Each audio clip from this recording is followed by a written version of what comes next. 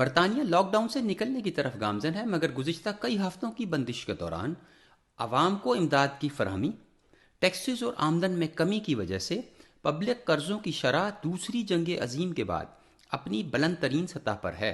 برطانوی حکومت کے اندازے کے مطابق اس سال بجٹ خسارہ 300 ارب پاؤنڈ تک ہو سکتا ہے، جو کہ ملک کی جی ڈی پی کا 15% بنتا ہے۔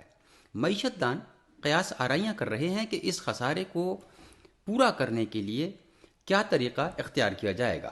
کچھ ماہرین کے مطابق ٹیکسز میں اضافے کی توقع کی جا سکتی ہے۔ چانسلر نے اپنی تقریر میں کہا کہ وہ اس مشکل وقت کے بعد سیلف امپلائڈ لوگوں سے زیادہ ٹیکسز کی توقع کر رہے ہیں۔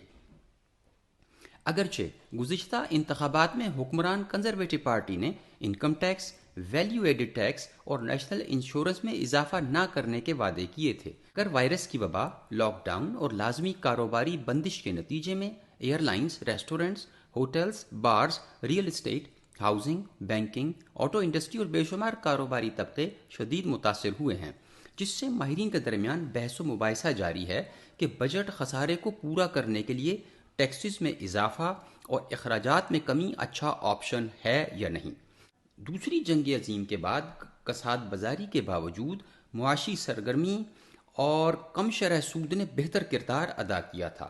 اس وقت شرح سود کم ہے، جو قرضوں کی سروسنگ میں مددگار ہے، مگر کچھ معیشت دان یہ سمجھتے ہیں کہ کساد بازاری دبی ہوئی ہے، اس لیے شرح سود میں کمی زیادہ مددگار ثابت نہیں ہوگی۔